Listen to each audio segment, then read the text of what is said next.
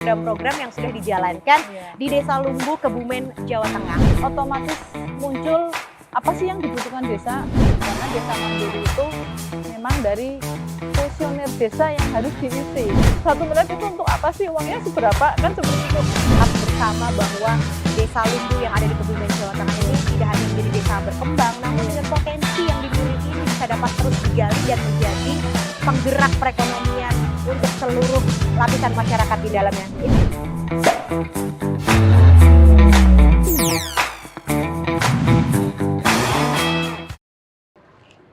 Hai teman desa, kembali berjumpa tentunya di podcast Teras Desa. Kali ini kita akan membahas tema membuat maju desa, tentunya di program P3PD, program penguatan pemerintahan dan pembangunan desa. Kali ini Anissa tidak sendiri karena akan ditemani oleh seorang narasumber begitu. Beliau adalah seorang kepala desa. Ini perempuan, wah ini jarang banget nih kepala desa yang perempuan. Ada Mbak Ratnawati, sarjana ekonomi, Kepala Desa Lumbu, Kebumen, Jawa Tengah. Halo Mbak. Halo. Aduh, di tengah kesibukannya sudah menyempatkan waktu. Terima kasih sekali. Sama-sama. Selamat datang. Ini tadi agendanya apa di hari ini? Ya, dari awal kita mengikuti pelatihan yang diadakan oleh Kemendagri dan kebetulan tadi di session yang diskusi saya menjadi narasumber juga. Kali ini juga menjadi narasumber untuk teman desa di sini. Amin, Kita akan membahas banyak begitu ya mengenai program-program yang sudah dijalankan di Desa Lumbu, Kebumen, Jawa Tengah. Mungkin boleh disampaikan sejauh ini begitu potensi yang dimiliki oleh Desa Lumbu sendiri? Iya, kalau kita cerita tentang Desa Lumbu, karena memang secara geografis desa kita berada di dataran tinggi dan dataran rendah, dan juga dari kota kabupaten kita kan kurang lebih 14 kilo dari pendopo kabupaten. Jadi memang secara potensi kita yang spesifik ya, kayak wisata ataupun ada apa tidak ada. Kita lebih ke secara umum, yaitu dengan masyarakat kita menjadi petani, dan di sana ada potensi juga adalah petani tembakau yang setiap di musim kemarau itu memang masyarakat kami banyak yang menanam tembakau. Kalau untuk pertanian secara umum itu memang seluruh masyarakat sudah menanam padi, sayuran, dan palawija itu memang sudah secara umum. Nah, langkah-langkah yang sudah dilakukan, saya panggilnya Mbak Kades aja kali ya. Yang sudah dilakukan oleh Mbak Kades dalam mengelola desa ini termasuk desa yang berkembang di Kebumen, Jawa Tengah. Apa saja nih?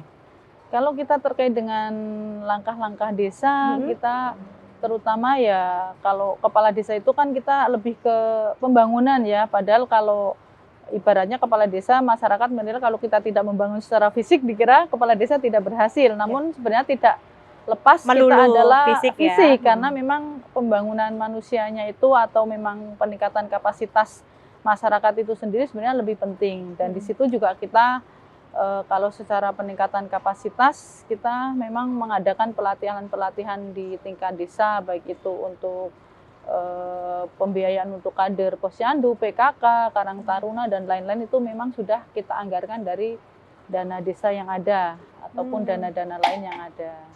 Itu memang untuk langkah-langkah, dan juga dengan adanya desa kami desa berkembang tentunya untuk menjadi desa mandiri itu memang sulit Mbak, karena memang desa mandiri itu bukan serta-merta desa itu mandiri untuk membiayai dari keuangan itu sendiri, karena desa mandiri itu memang dari kuesioner desa yang harus diisi. Kadang memang persepsi desa mandiri itu desa yang uangnya banyak, padahal tidak seperti itu.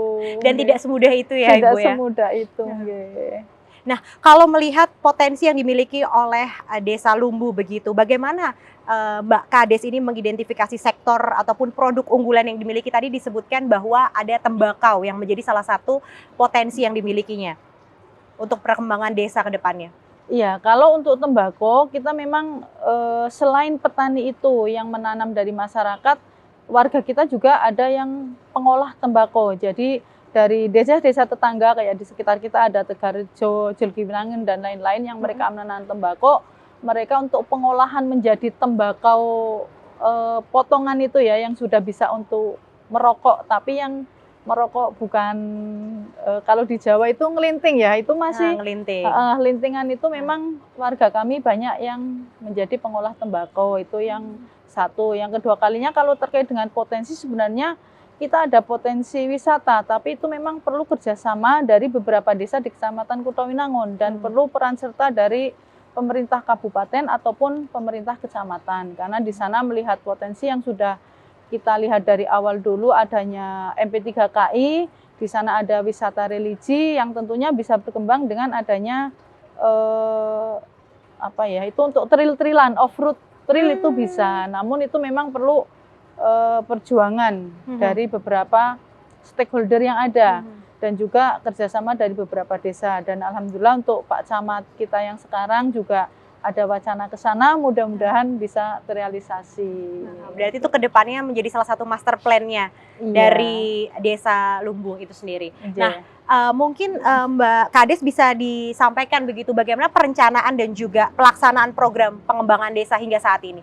Ya, kalau kita terkait dengan program atau perencanaan desa, tentunya kita lebih ke kebutuhan masyarakat.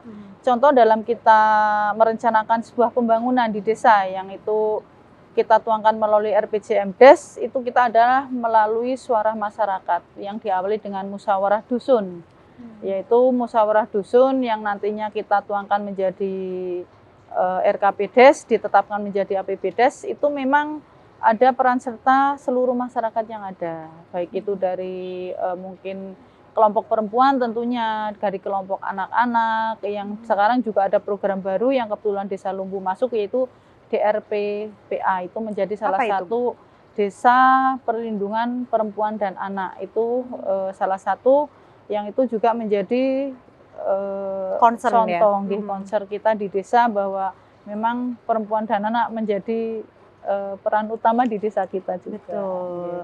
Lantas untuk strategi yang dilakukan Mbak Kades untuk memperkuat koordinasi dan komunikasi antar kepala desa dan juga perangkat desa tentunya dalam menjalankan tugasnya? Kalau untuk dalam desa sendiri, kita memang kerjasama, peran serta dan juga BPD tentunya menjadi mitra kita di desa, itu adalah kerjasama kita di desa.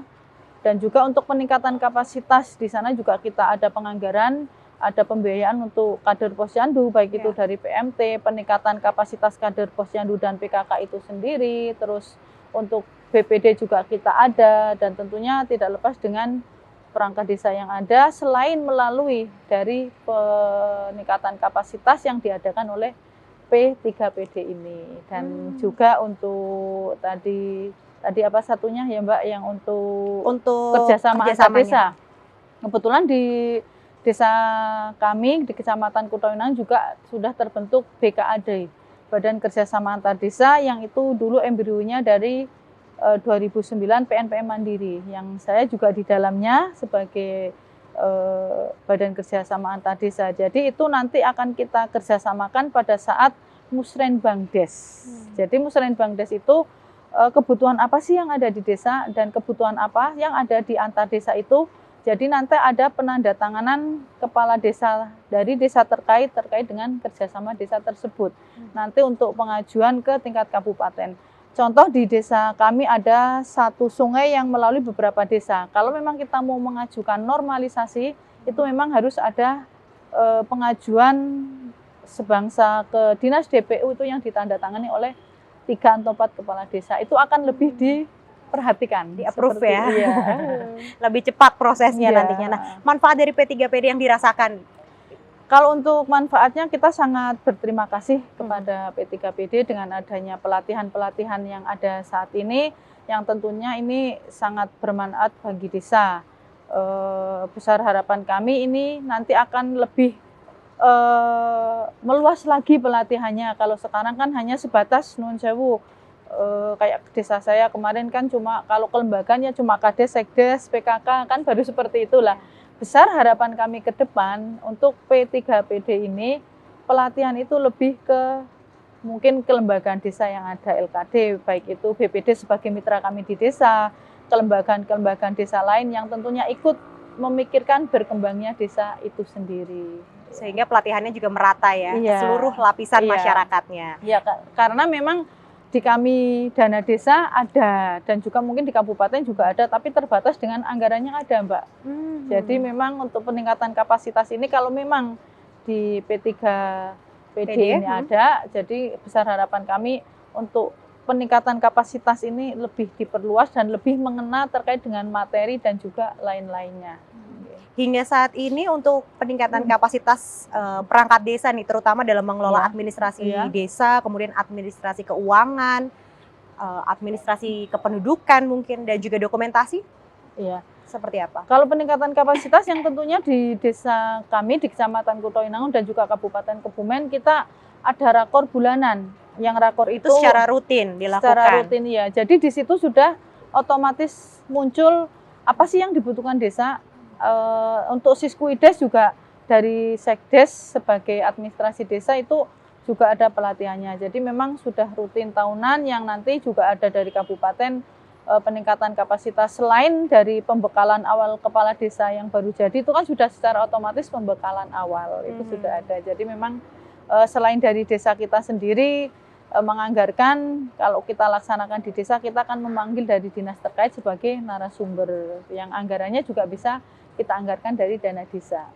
Luar biasa. Ini langkah-langkah yang diambil untuk meningkatkan pelayanan publik di desa hingga saat ini, mungkin dari pelayanan kesehatan, kemudian pelayanan pendidikan, hingga pelayanan infrastruktur. Terkait dengan pelayanan kesehatan yang tentunya karena desa kami berada jauh dari fasilitas kesehatan, Vaskes, yang memang waktu dulu kita dengan adanya PKD, Poliklinik Desa, yang tentunya tidak semua desa mendapatkan. Alhamdulillah kita di Desa Lumbu, karena mungkin dari dulu program PNPN Mandiri Pedesaan, kita bisa mendirikan Poliklinik Desa yang memang itu sangat bermanfaat bagi kesehatan desa kami. Itu yang sampai saat ini dengan pandemi Covid kemarin sempat berhenti, sekarang sudah mulai buka kembali. Yang ada di dalamnya itu juga ada posyandu lansia, posyandu balita, dan juga posyandu remaja yang sedang embrionya kita buka, dalam arti baru awal lah kita mencoba posyandu remaja dengan pembelajaran remaja ini yang sangat rentan terkait dengan nuansa pergaulan bebas, sudah sedang kami mulai jalankan, Mbak. Jadi bekerja sama dengan Karang Taruna, bekerja sama dengan kader-kader kesehatan yang ada di desa. Apakah ada kegiatan pelatihan begitu yang diselenggarakan juga untuk meningkatkan kapasitas dari aparatur desa, kemudian kepala desa sendiri untuk menghadapi perubahan sosial, ekonomi, hingga perubahan kebijakan dari pemerintah misalnya, Bu? Ya, peningkatan kapasitas itu selain dari kecamatan dan kabupaten, kita desa juga bisa menganggarkan dari dana desa tersebut. Karena memang tidak bisa dipungkiri ya, dengan dulu jabatan saya pertama dengan sekarang berbeda. Dengan banyaknya dana desa, perkembangan IT yang ada, yang tentunya perangkat desa juga harus bisa mengikuti segala perkembangan yang ada. Apalagi peraturan-peraturan sekarang sering berubah. Jadi kita juga itu tadi, selain dari anggaran dari P3PD, kabupaten, kecamatan, kita tentunya dari desa juga menganggarkan untuk peningkatan kapasitas tersebut. Cara Mbak Kades ini mendorong partisipasi masyarakat dalam pengambilan keputusan pengembangan desa, dan bagaimana nih cara paling efektif melibatkan perangkat desa juga dalam prosesnya? Ya, kalau untuk pelibatan masyarakat itu tadi dari Musdus, Mbak. Kadang kalau memang itu kita yang jemput bola. Jadi pada saat APBDes atau RKPDes di desa akan dibentuk tim. Ada satu tim RKPDes yang memang di situ bersama dengan BPD itu evaluasi permasalahan yang ada. Jadi mereka kadang jemput bola, turun ke yasinan bapak-bapak malam Jumat, turun ke yasinan ibu-ibu hari Jumat, dan juga ada posyandu dan lain-lain. Itu kita kadang mengalah turun ke sana jemput bola terkait dengan perangkat desa. Dan memang untuk perangkat desa itu sendiri masuk dalam tim RKPDes juga itu untuk rencana pembangunan desa yang ada. Kalau untuk meningkatkan keterampilan masyarakatnya dan juga pendidikan bagi masyarakat dalam rangka mengembangkan potensi lokal yang dimiliki Desa Lumbung. Ya, ini yang lebih menarik, Mbak. Kalau terkait dengan peningkatan, terutama kita dulu pernah mengadakan beberapa pelatihan karena saya sendiri nuwun sewu tidak betah duduk di balai desa, tidak betah duduk di balai desa.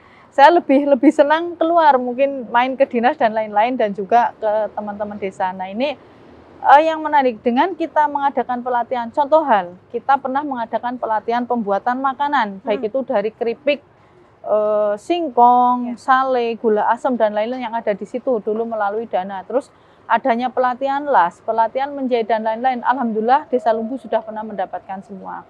Namun ada beberapa kendala di sini terkait dengan pelatihan makanan, yaitu penjualan. Nah ini pemasaran ini akan menjadi permasalahan utama di masyarakat desa itu sendiri. Karena apa?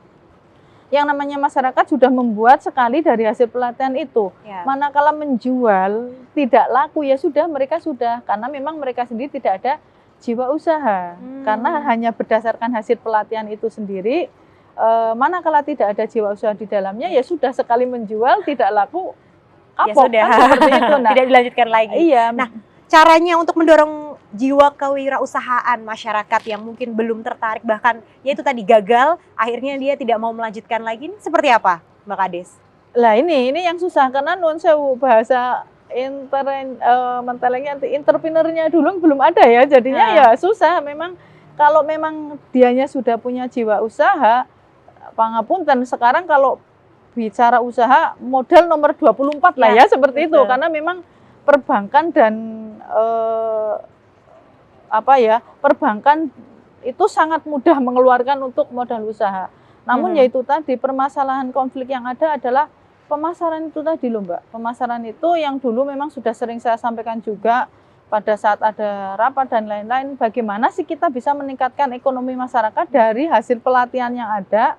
Nah, untuk bisa dipasarkan laku agar masyarakat itu sendiri bisa menikmati dari hasil pelatihan itu sendiri. Nah ini sampai saat ini belum ada titik temu itu loh. Jadi ini juga perlu kerjasama dari beberapa aspek, tidak cuma kita di desa, terutama mungkin dulu kita di PNPM sudah pernah ada kayak mendirikan warung, tapi itu juga belum jalan. Nah itu mungkin PR kita bersama juga. Ada evaluasi di situ ya dalam melakukan mungkin dari P3PD ini juga nanti ke depan bagaimana sih ekonomi masyarakat bisa berjalan, jangan hanya serta-merta mengadakan pelatihan. Nah, hasil dari pelatihan itu tapi tidak bisa mengembangkan ekonomi masyarakat yang hanya menjadi sebuah ilmu, kan seperti itu loh Mbak. Jadi itu juga bisa menjadi salah satu peluang kerja juga ya harapannya. Iya. Oke. Nah, kalau dari Mbak Kades sendiri nih, untuk langkah-langkah yang sudah dijalankan atau bahkan dibutuhkan nih dalam meningkatkan akses infrastruktur, tadi belum sempat disinggung, seperti listrik ataupun air bersih, termasuk jalan akses menuju ke Desa Lumbu. Iya. Kalau untuk ini jadi cerita dari awal ya, untuk 2007 dulu masih sangat minim pembangunan, tapi alhamdulillah saya dikasih amanah sama masyarakat, bisa ngomong ya, bahasanya bisa ngomong masyarakat. Alhamdulillah banyak pembangunan secara fisik yang masuk. Contoh dulu Togor belum masuk ke salah satu pedukuhan, sekarang sudah masuk dan sudah merata. Terus untuk pembangunan secara fisik, memang ada implementasi masyarakat. Kepala desa tidak bisa membangun, ya bukan kepala desa, kan seperti itu sudah saya sampaikan di depan tadi. Makanya kadang kepala desa lebih berpikir bisa membangun fisik, itu yang memang itu. Kalau untuk pembangunan fisik kita jalan memang di periode sekarang dengan adanya pandemi COVID kemarin, otomatis dana desa yang sangat besar sekali itu yang beranggapan bahwa mereka itu beranggapan desa duitnya akeh seperti itu ya, uangnya banyak, karena dengan adanya dana desa 1 miliar. 1 miliar itu untuk apa sih, uangnya seberapa, kan seperti itu. Namun di sini dengan adanya pandemi COVID kemarin, kita tidak bisa membangun Mbak untuk infrastruktur. Contoh di tahun 2022 dengan PMK terbaru yaitu BLTDD harus 25%, kita Desa Lumbu itu 400 juta untuk BLTDD. Belum untuk kegiatan vaksinasi, sekarang ada stunting dan lain-lain, itu memang besar. Namun alhamdulillah berkat doa restu dan dukungan masyarakat Lumbu, tentunya saya bisa mencari dari pihak lain. Contoh dari aspirasi Dewan BKK yang di tahun 2022 kemarin kita mendapatkan ada 1.000 semen, terus ada 2 titik infrastruktur 400 juta, ada dari Banprop pengentasan rawa yang tadinya petani tidak bisa menanam padi karena selalu banjir. Alhamdulillah kita dapat membangun saluran air di bawah tanah yang akhirnya penyerapan itu menjadi rawa itu tidak banjir dan petani bisa menanam padi dengan besar anggaran 275 juta dan juga ada pembangunan fisik jalan lainnya 75 juta. Karena memang sisa dari anggaran ini kita punya satu tujuan visi yang itu merupakan tujuan bersama masyarakat adalah pembangunan GOR. Pembangunan GOR lagi-lagi Iya, ya. pembangunan GOR. Karena di sisi lain memang balai desa kita kan memang sudah rusak. Apabila dibiarkan memang bahasanya sudah dicagak Mbak itu. Sedangkan untuk membangun dari DD itu tidak bisa balai desa dari dana DD itu seperti itu. Mungkin terakhir Ibu, apa menjadi harapan bagi Mbak Kades begitu untuk Desa Lumbu ke depannya? Ya, yang tentunya untuk Desa Lumbu masyarakatnya lebih sejahtera dengan peningkatan ekonomi yang ada, dengan adanya GOR yang ada di Desa Lumbu itu merupakan stimulan. Dan juga tadi harapan saya dengan adanya potensi trail ya, off-road trail itu juga nanti secara ekonomi bisa mengangkat ekonomi masyarakat Lumbu dengan mereka berjualan dan lain-lain, yang tentunya lebih mengangkat Desa Lumbu untuk ke ekonomi. Karena dipungkiri dan tidak, kan kita hidup dengan uang Mbak, kan seperti itulah. Itu dengan ekonomi yang berjalan yang tentunya sekarang warga saya juga banyak yang menjadi TKI di Malaysia, terus selain petani tadi, terus bekerja mereka merantau di Jambi dan lain-lain. Itu besar harapan kami dengan mungkin pemangku kebijakan di Kabupaten Kebumen yang bisa syukur-syukur ya, ini syukur-syukur bahasa apa ya, syukur-syukur bisa adanya pabrik di Kabupaten Kebumen. Itu besar harapan saya. Pemangku kebijakan yang ada di Kebumen bisa ada berdirinya pabrik di Kebumen, tentunya itu mengurangi warga kita yang merantau keluar. Jadi pengangguran di Desa Lumbu dengan adanya mungkin lowongan kerja di Kabupaten Kebumen itu sendiri yang tentunya akan banyak menyerap tenaga kerja dari wilayah kabupaten itu sendiri. Jadi biar warga kami pun bisa tidak keluar terlalu jauh untuk ekonomi. Jadi selain itu juga secara harapan kami, secara pemasaran ekonomi dan lain ada dari pihak ketiga yang ikut membantu kami di desa untuk pemasaran hasil produk pelatihan dan juga lainnya ya.